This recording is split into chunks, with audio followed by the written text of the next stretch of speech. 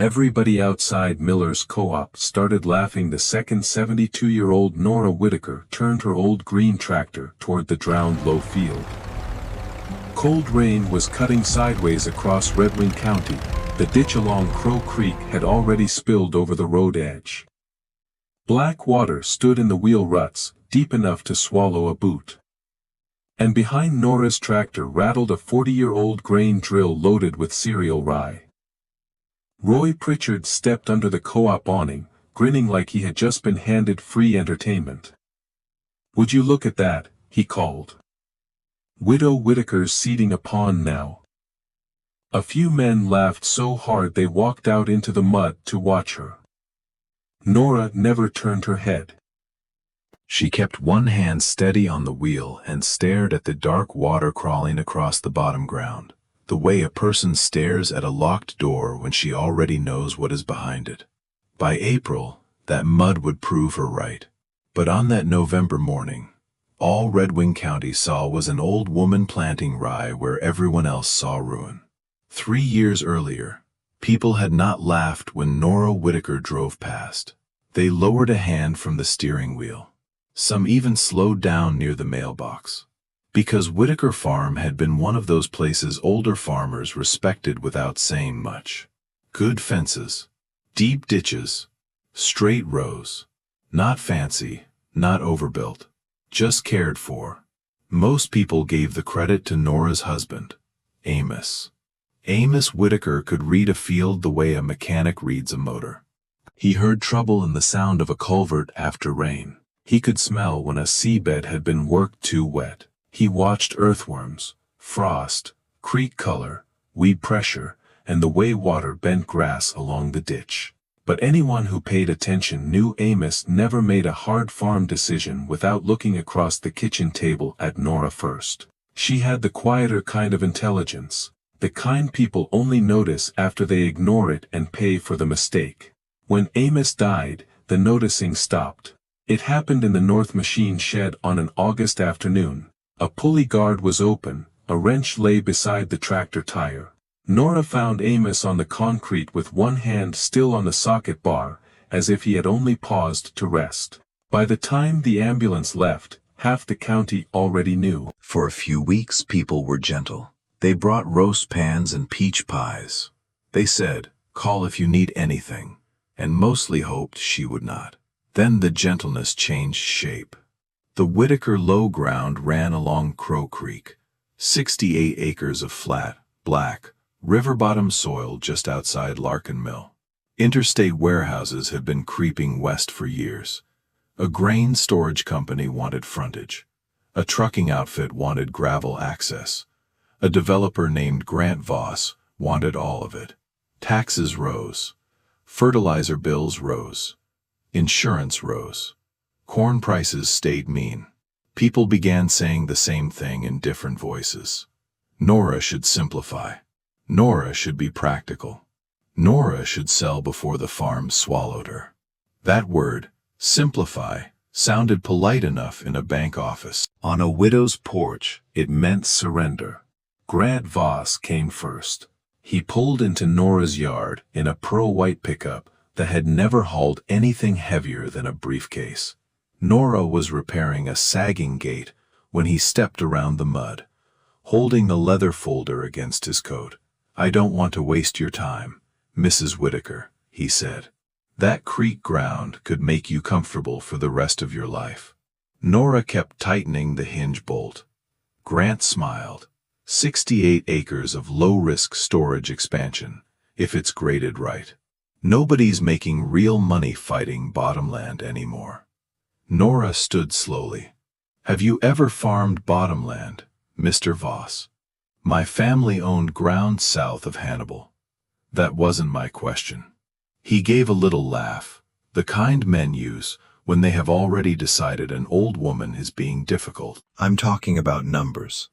Nora looked past him toward Crow Creek, brown and slow beneath the cottonwoods. "Numbers don't remember floods," she said. Grant blinked. 3 days later, half the diner knew he had called her sentimental, stubborn, and headed for trouble. The other half already agreed. Roy Pritchard agreed loudest. Roy managed operating loans at Redwing Agricultural Bank and had spent 25 years watching farmers mistake debt for momentum. He was not a stupid man. That made his arrogance worse, because it always came dressed like concern. He called Nora into the bank in late winter. The office smelled of copier heat and old coffee. Outside, dirty snow was melting along the curb. Roy slid her file across the desk and tapped the margins. Your risk profile is not improving. Nora sat with her hands folded over her gloves. Spring inputs are climbing, Roy said. Drainage assessments are climbing, and at your age, hanging on to marginal acreage is not always courage. There it was again. A soft word wrapped around a hard push. Nora looked at the framed hunting photo behind his desk. You ever stand in flood mud up to your thighs? Roy's mouth tightened. This is about repayment capacity. After water pulls your topsoil off a field, she continued, have you ever stood there and realized your ground is leaving faster than you can earn it back? Roy sighed. Nora, we're not discussing poetry. That was exactly the problem. Most of Redwing County believed farming had become a contest of bigger planters, higher yields, tighter margins, and loans signed before breakfast. Amos had believed land kept score in a slower language. So had Nora. That night, long after the bank lights went dark, she climbed the ladder to the loft above the old corn crib. Dust hung in the beam of her flashlight. Rain clicked against the tin roof. In the far corner sat 5 cedar boxes Amos had labeled by year. Flood records. Inside were creek measurements, rain totals, erosion sketches, hand-drawn route diagrams, and field notes from nearly 4 decades. Amos had never trusted memory when mud was involved. Mud made people emotional. Records made them honest. Nora opened the box marked 1995. A folded page slipped loose and landed on her lap. At the top, Amos had written in pencil, "Their winter soil is not resting. It is unguarded." Below it, he had drawn rye roots spreading through saturated earth like a net pulled tight beneath water. Nora read the sentence twice.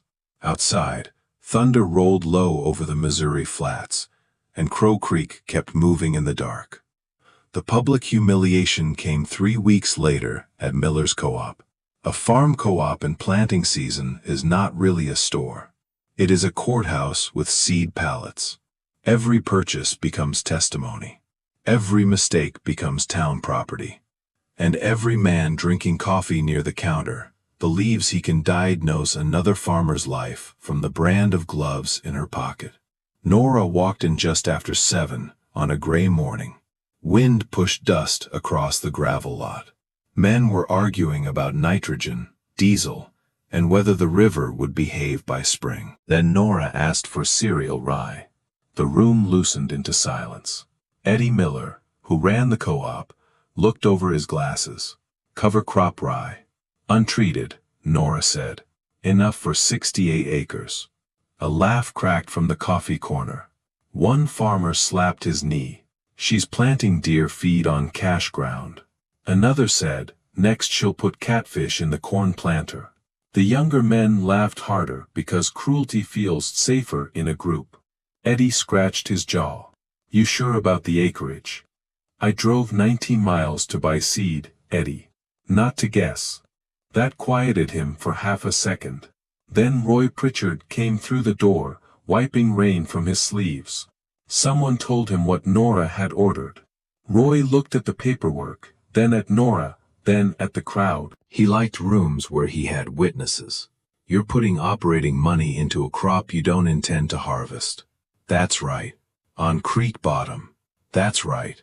In a year when you can barely afford a mistake. Nora folded the receipt with slow fingers.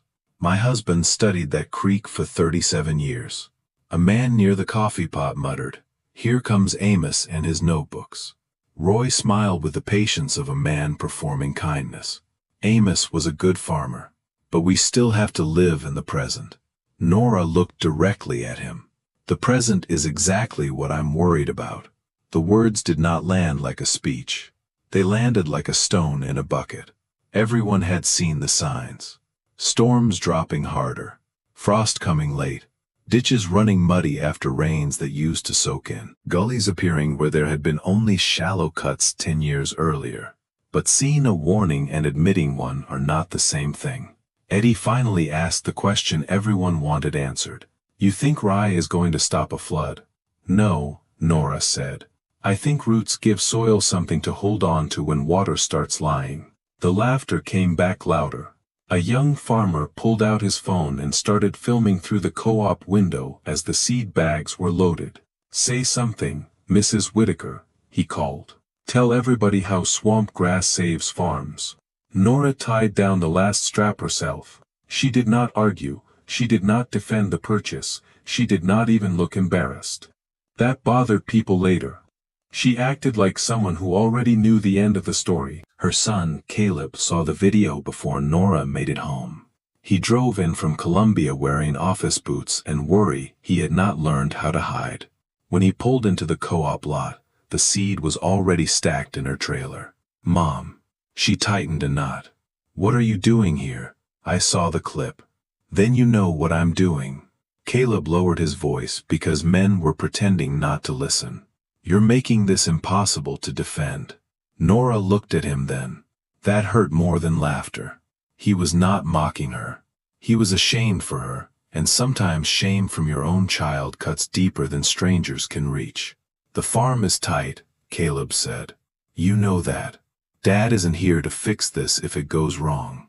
For a second, Nora's face changed. Only for a second. Then she asked, "Do you trust what your father learned?" Caleb rubbed his forehead. "Dad kept notes on everything. That doesn't mean every note was a commandment." "No," Nora said. "But some were warnings." Caleb looked around at the watching men. "This looks crazy." Nora climbed into the truck. "Only until the water comes," she said. Then she drove away with 68 acres of rye rattling behind her. By early November, most fields around Larkin Mill were bare. Corn stalks had been chopped low. Bean ground lay smooth and exposed. From a distance, the county looked clean. Amos would have hated that word. Clean ground, he used to say, is just wounded ground nobody has covered yet. Nora remembered the first time he said it clearly. It was after the 1995 flood. Caleb and Owen were still boys then, small enough to fall asleep on the mudroom floor after following Amos around all day. Crow Creek had jumped its banks and spread across the low farm in a brown sheet. When the water left, Amos walked the bottom field carrying a ruler and a notebook. He measured loss in inches. 2.5 inches of topsoil had vanished from a section near the bend. 2.5 inches. To a person outside agriculture, that sounds small. To a farmer, it is inheritance. Nature builds topsoil slowly. A bad flood can move it before lunch. Amos became quiet after that flood in a way Nora recognized. He was not broken. He was studying. He dug root pits. He compared corn stubble to wheat. He planted strips of rye, clover, orchard grass, and radish where neighbors could see and laugh. He tested infiltration with coffee cans cut open at both ends. He took photographs of ditches after storms. People said Amos worried too much. Nora knew he worried accurately. Now she was the one hitching the drill before dawn. The tractor coughed twice, then settled into a rough diesel growl. The seed drill shook behind her like an old wagon full of bolts. Rain had made the low ground slick, but not impassable. County Road 11 ran close enough that anyone driving by could see. Trucks slowed. Some windows rolled down. One man yelled, "You're late for duck season, Nora." She kept the tractor straight. By mid-morning, the first rye seed was tucked into cold soil. Not deep, just enough. That detail mattered. Amos had written it 3 times in different notebooks. Cover the seed. Do not bury the answer. Eddie Miller drove out at noon in the co-op flatbed and parked along the fence. He watched the drill crawl across the field for 10 minutes before waving Nora down. When she killed the engine, The whole world became rain and wind. Folks are saying you are gambling the farm, Eddie said. Folks say a lot to avoid thinking. He almost smiled. You really believe this will work? Nora stepped down and knelt beside the row. She dug into the mud with 2 gloved fingers and lifted a dark clump. What do you see? Mud. That's why the county is in trouble. Eddie frowned. Nora broke the clump gently. Healthy soil has structure. It opens, drinks, holds. Bare ground seals over. Water hits it hard enough, and it starts carrying itself away. Eddie looked across the neighboring field, stripped and gray. My daddy farmed bare ground all his life. So did mine, Nora said. Then the weather changed, and pride didn't. That line stayed with Eddie longer than he admitted. Through November and December, the rye came up thin and stubborn. Fine green lines appeared across the bottom ground, barely visible from the road unless a person cared enough to look. Most people did not. They saw an old widow in Amos's faded chore coat walking the creek bank with a measuring rod. They saw her kneeling near ditches, pushing steel into mud, writing numbers in a small black notebook. They saw a woman alone too long, and decided grief had turned into obsession. That was easier than admitting she might be seeing something real. At the diner, Roy Pritchard sat down across from her without being invited. The television above the counter showed another forecast map: warm rain, shallow frost, flood watch north of the river. Roy nodded toward it. You're becoming famous. Nora poured cream into her coffee and did not answer. That co-op video has been shared all over the county. People are calling you Rye Nora. A few men nearby laughed into their cups. Roy leaned closer. Sometimes grief gives us a reason to hold on too tightly. Nora looked at him then. The diner softened around the edges. Your wife passed, didn't she? Roy blinked. 7 years ago. Then you should know better than to use grief as an insult. No one at the counter laughed after that. Roy looked away first. Nora left money under a saucer and stepped back into the wet wind. By January, the weather stopped behaving like winter. That was when the old farmers grew quiet. Redwing County knew cold, real cold, hard ground, white ditches, frost deep enough to ring under a post driver. But that year the soil never locked. Snow came wet and thin. Rain fell when it should have been ice. Warm days opened the top layer, and cold nights only crusted it. Nora tested the ground every morning. The rye had not died. Under the dull green blades, roots were moving downward, through mud that bare fields could not hold.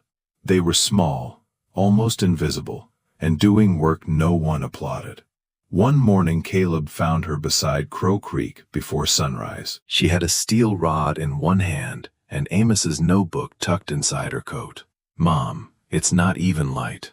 Water's still going in. Caleb looked at the wet field.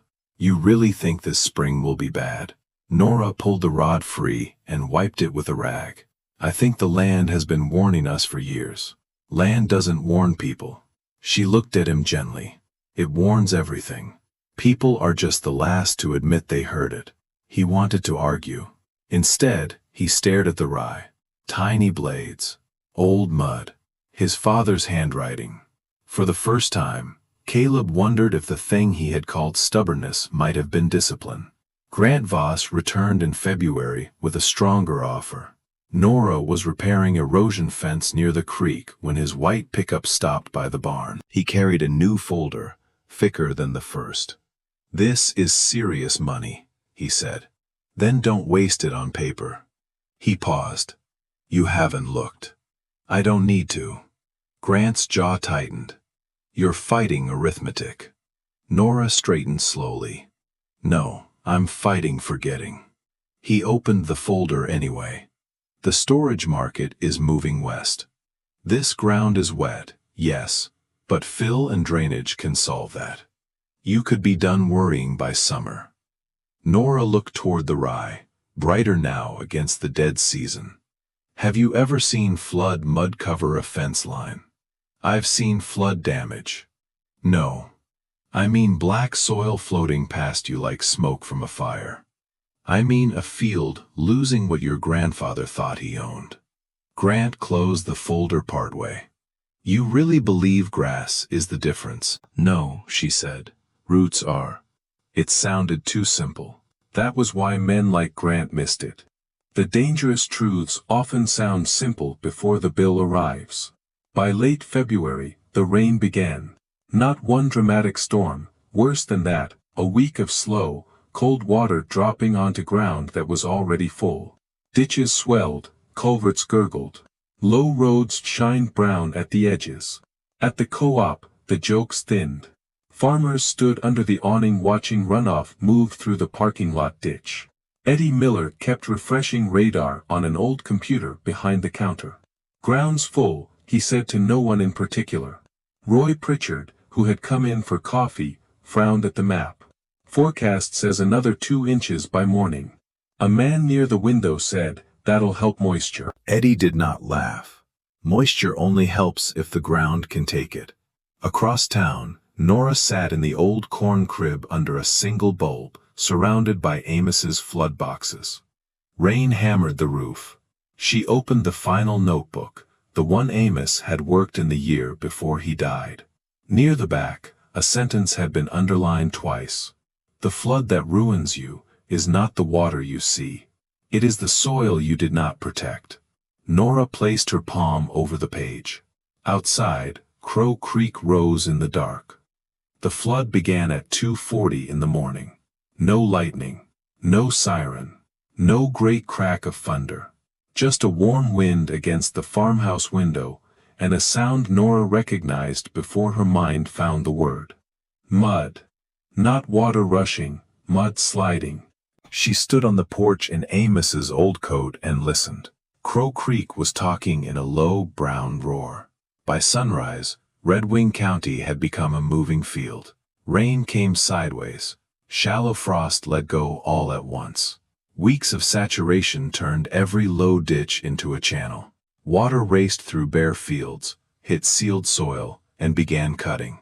This is the part people who have never farmed do not understand.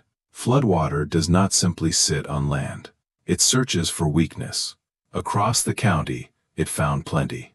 On the Jensen farm, runoff sliced through bean ground and opened a trench deep enough to shadow at the bottom. On the McCready place, a grassed waterway failed where cattle had overgrazed the edge. South of town, black soil poured through a culvert so thick it looked like used motor oil. Caleb saw it first on County Road 6. He stopped his truck and stepped into ankle-deep sludge. Ahead of him, muddy water carried sheets of topsoil out of a field and into the ditch. He remembered being 9 years old, standing beside Amos after a storm. "See that color?" Amos had asked. Caleb had said, "Mud." Amos shook his head. "That is somebody's farm leaving." At 9, Caleb thought his father was being dramatic. At 41, in a cold rain, he understood too late. Back at Whitaker Farm, Nora moved like a woman following a map she had memorized in grief. She cleared a blocked culvert with a hay hook. She opened a side gate to release pressure from a drainage lane. She checked the creek bend, where Amos had once driven 3 posts marked in red paint. She moved straw bales into a weak cut by the old sycamore, and the rye held. Wind flattened it, rain beat it down, water ran through it in brown sheets, but the soil did not let go. The field was not untouched. No real field is untouched by flood, but it stayed together. Where neighboring ground split and bled, Nora's low field looked bruised but breathing. By noon, Roy Pritchard arrived in rubber boots. That alone would have been funny on any other day. His bank SUV slid near the ditch before he reached the yard. When he stepped out, rain soaked his coat in seconds. Nora stood by the fence, watching runoff move through the rye. Roy looked from her field to the neighboring acreage. The difference was impossible to explain away. Beyond the property line, brown water cut channels through bare ground. Inside the Whitaker fence, water slowed, spread, and sank. Roy spoke softly, How is it holding? Nora did not look proud, she looked tired.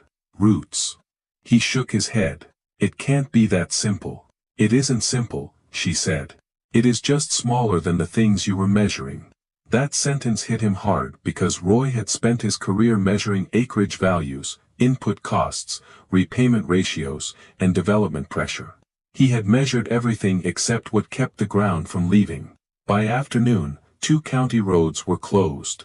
A loaded grain truck sank to its axles near the mill bridge.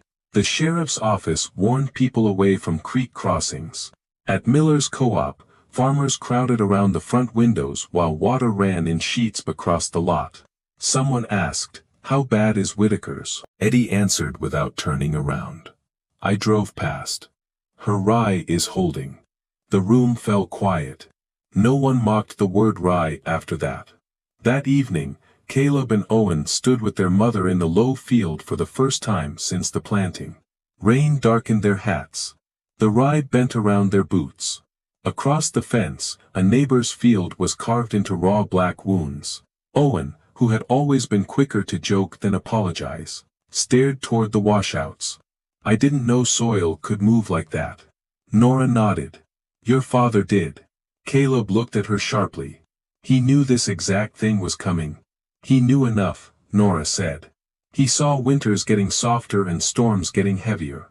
He said the county kept asking bare ground to do the work of roots. She pulled a folded notebook page from inside her coat. It was sealed in plastic. Caleb opened it carefully. Amos had written across the top, "When water gets faster, roots must get deeper." Below it were sketches of rye root systems holding saturated ground under sheet flow. Owen swallowed hard. For the first time since Amos died, both sons looked across Whitaker Farm as more than inheritance. Not acres, not debt. A living system their father had spent a lifetime trying to explain. The rain stopped on a Tuesday. Redwing County stepped outside and saw what the water had taken. Black silt covered roads like poured cement. Fence lines were packed with stalks, bottles, and torn insulation from outbuildings upstream. Ditches had become scars. Some low fields looked peeled open, as if a giant hand had scraped away the skin. By 8 in the morning, county inspectors and state soil technicians were flying drones over the floodplain. At Miller's Co-op, a crowd gathered around Eddie's small office television while the local station showed aerial footage. Field after field appeared damaged. Then the drone crossed Whitaker Farm. The color changed. Green. Not pretty calendar green. Not miracle green. Working green. The rye cover spread across the low 68 like a rough blanket. The creek bend still held. The drainage lane still had shape. There were no massive gullies, no long black cuts, no river of topsoil leaving through the fence. The reporter sounded surprised. "Officials say this property shows dramatically reduced soil displacement compared with adjacent fields under similar flood exposure." Nobody in the co-op spoke. Eddie took off his cap. Roy Pritchard came to Nora's farm before noon. This time, he parked outside the gate and walked in. Nora was clearing debris from a grate near the machine shed. She looked exhausted enough to sit down on the mud and not care who saw. Roy stopped a few feet away. "I owe you an apology." Nora kept working. "That's so. I thought you were acting out of grief." She lifted a branch from the grate. "I was acting out of memory." He looked toward the low field. "How much did you lose?" "Not much. State people said some farms lost 15 years of topsoil depth in one event." Nora stood slowly. "Land can spend a century saving what men gamble in a season." Roy lowered his eyes. For once he had no useful answer. People began arriving after that. Not all at once. Shame moved slowly at first. A pickup would stop near the fence. A man would climb out and pretend to check his phone before asking how deep the rye roots went. Another would ask when she planted. Another wanted the seeding rate. Another wanted to know if it would work on clay. Another asked if Amos had written anything about terrace breaks. Nora answered them all. No victory speech. No revenge. That made the shame worse. Earl Jensen came near dusk. He was an older farmer with hands that looked carved from fence posts. He had lost a section south of the creek, where his father had planted corn before Earl was born. He stood beside Nora and stared at her field. "I lost ground I won't get back." Nora said nothing because grief for soil deserves silence. Finally, Earl asked, "What did Amos know that we didn't?" Nora knelt at the field edge and loosened a clump with her fingers. Fine white roots threaded through the earth. "Most people think water destroys soil," she said. "Moving soil destroys soil. Roots slow the leaving." Earl crouched beside her. "That sounds simple." Nora looked at the roots in her palm. "It took us 37 years to trust it." By spring, Whitaker Farm had become a place people drove past without laughing. University extension teams came from Columbia with sampling tools, drones, and graduate students who stepped carefully through the rye like they had entered a library. One young researcher held a root ball in both hands and whispered, "Aggregate stability is off the charts." Caleb heard that from the doorway of the machine shed and had to look away. All those years, he thought Amos had been scribbling worries in notebooks. Now strangers were treating those notebooks as evidence. That evening, Caleb climbed into the corn crib loft alone. The flood boxes waited where Nora had found them. He opened one marked Creek Years. Inside were photographs, maps, rainfall charts, and a notebook page with a muddy thumbprint in the corner. Amos had written, "One day people will say the flood came from nowhere." Below that, another sentence. "It came from every season they left the ground defenseless." Caleb sat in the dust a long time. Outside, evening light broke through the clouds, and the rye field glowed green against a county still drying black. The public meeting happened 2 weeks later at the Redwing County Fair building. Every chair was filled. Farmers stood along the walls holding paper coffee cups.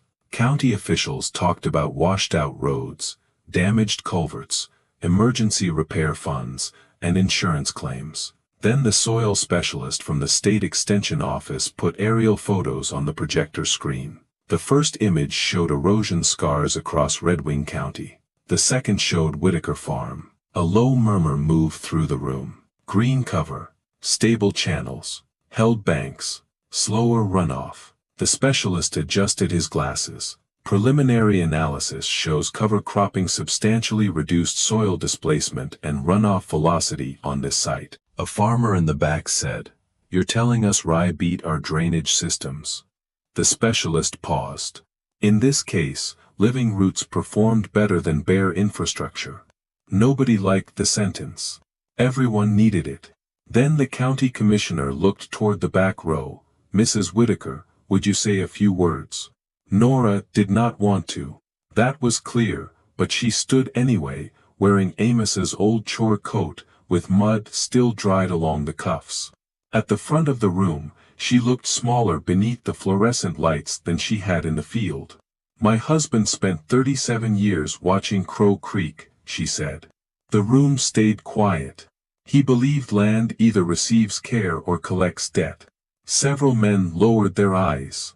Nora looked at the flood photos. "We farm like the months after harvest don't matter. But the ground is still alive in those months. It is either covered, feeding, building, and holding, or it is waiting exposed for the worst day of the year." No one interrupted. Someone finally asked, "What do we do now?" Nora answered without drama, "Grow roots when nobody is watching."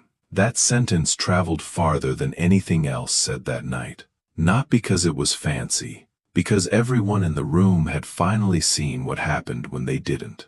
After the meeting, farmers lined up quietly. No one asked whether she was crazy. They asked what Amos had planted, when he had planted, how he measured infiltration, whether rye could be terminated before corn, whether oats would work on lighter ground, whether waterways should be reseeded before winter. Nora answered until her voice went hoarse. Caleb watched from the doorway. At first, he felt proud. Then something deeper and less comfortable arrived. Regret. His father had tried to teach them this for years. They had called it worry. By late summer, The old machine shed became the Whitaker soil room. Caleb and Owen rebuilt it themselves. They replaced rusted roof panels, ran new wiring, built long tables from salvaged barn boards, and cleaned the concrete without making the place too neat. Nora refused anything polished. "This is not a conference center," she told them. "It is a working shed. Let it tell the truth." So they kept Amos's cracked rain gauges. They mounted his creek maps along the north wall. They placed flood photos beside route diagrams. They put the notebooks under glass in a case Owen built by hand. Above the display, Caleb carved a simple sign: "The Whitaker Soil Room." Nothing dramatic, nothing branded. Just a room full of proof. The first school bus arrived in September. That mattered. Less than a year earlier, people had driven past to laugh at Nora. Now parents were sending children to stand where she had been mocked and learn what she had protected. A group of FFA students gathered around a table, while Nora dropped 2 soil clods into glass jars of water. One clod came from bare, compacted ground. It slumped apart in seconds. The other came from the rye field. It held together. A boy in a seed company cap whispered, "That's kind of wild." Nora smiled. "No, that's kind of patient." The transformation of Redwing County did not happen all at once. Real change rarely does. But that fall, Miller's Co-op sold out of cereal rye twice. Eddie had to call 3 suppliers and beg for late shipments. Men who had laughed at cover crops now stood near the counter asking about drill settings. Farmers who used to brag about black winter fields began comparing root depth and infiltration. One afternoon, Eddie carried a pallet ticket into the storage room and stopped laughing at himself. His young employee asked, "What's funny?" Eddie looked at the rye bags stacked to the ceiling. "Last year, this was the punchline."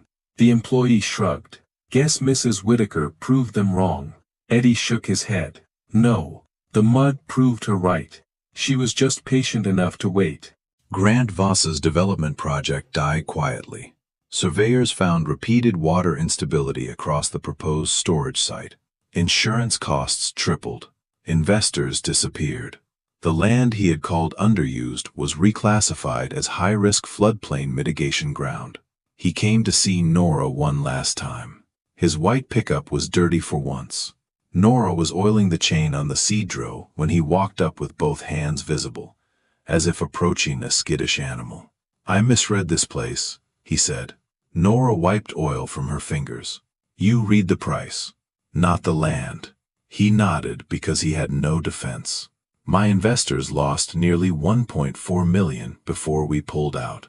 Nora looked toward Crow Creek. "Amos used to say the land charges interest."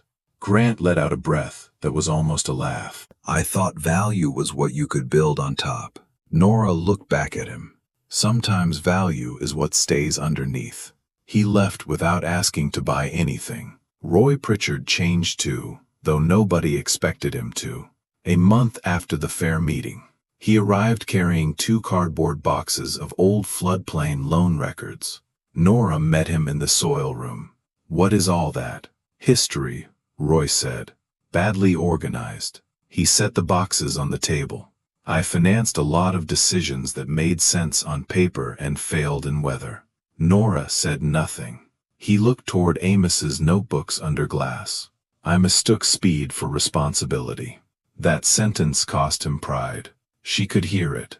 Nora nodded. "Then put the records where students can learn from them." He did. And in a small farm town, that is sometimes what repentance looks like. Not a speech, not tears, just handing over the paperwork that proves you were wrong.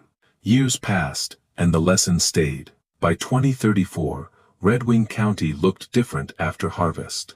Not everywhere, not perfectly, but enough. Green strips crossed fields that used to sit exposed through winter. Creek banks held stronger. Waterways were reseeded before they failed. Young farmers talked about infiltration rates the way their fathers had talked about horsepower. Every spring, school buses still stopped at Whitaker Farm. University researchers still came. Extension agents used Amos's notebooks in workshops across Missouri, Iowa, and Illinois. Farmers from other river counties walked the low field and asked the same question in different ways. What did Amos see before everyone else? Nora always gave the same answer. He paid attention longer. That answer disappointed people who wanted a secret. But there was no secret, only observation, repetition, humility, and the courage to trust a small thing before a disaster made it obvious. Caleb left his office job in Columbia and moved back full-time. Owen began helping neighbors rebuild waterways and seed cover strips using Amos's notes.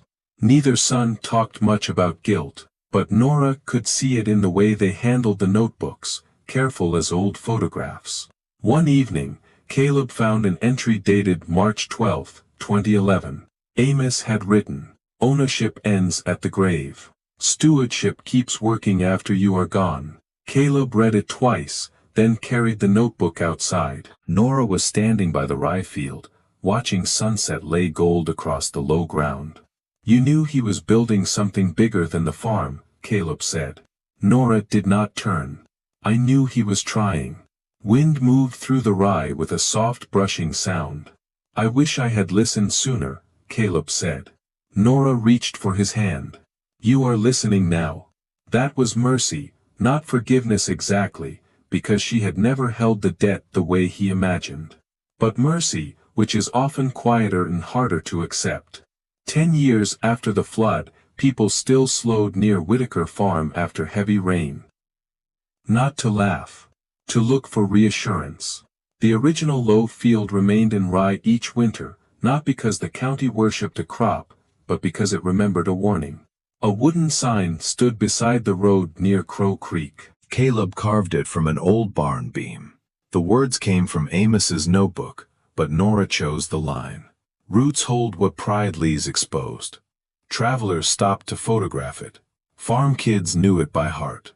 Older men repeated it at the co-op with the humility of people who had once mocked the woman who proved it. Nora never liked being called a legend. Legends get turned into statues, and statues do not answer questions. She preferred the school groups. One October afternoon, rain began again while an FFA chapter stood inside the soil room. Outside, the creek rose in a controlled brown ribbon, the rye bent under the weather, alive and working. A girl near the notebook case asked, "Mrs. Whitaker, were you scared that day when everyone laughed?" Nora looked through the open shed door toward the field. "Of course." The students grew still. "Being right doesn't make you fearless," she said. "It just gives you work to do while people are laughing." The girl nodded slowly, as if storing the sentence somewhere important. That night, after the students left and the rain softened, Nora sat beside the kitchen window with Amos's old mug untouched in front of her. Caleb came in quietly and stood behind her chair. "You ever get angry about what they said?" Nora smiled without looking away from the dark field. "Sometimes." He waited. "But anger is bad seed if you plant too much of it." Outside, rain tapped the glass. "Then what did you plant?" Nora looked toward the rye, barely visible in the dark. "Something that could outlive being right." That was the whole story, though most people needed years to understand it. Nora Whitaker had not saved the farm by winning an argument. She saved it by listening longer than everyone else, by trusting roots before the flood, by protecting ground that could not defend itself in words. People had laughed because planting rye in mud looked small, old-fashioned, and unprofitable. But the most important decisions often look foolish right before they become necessary. And every spring, when rain moves across Redwing County and green rye rises through black mud, the land keeps teaching what Nora already knew. Wisdom does not need to shout. Sometimes it just holds the ground together until the laughter disappears.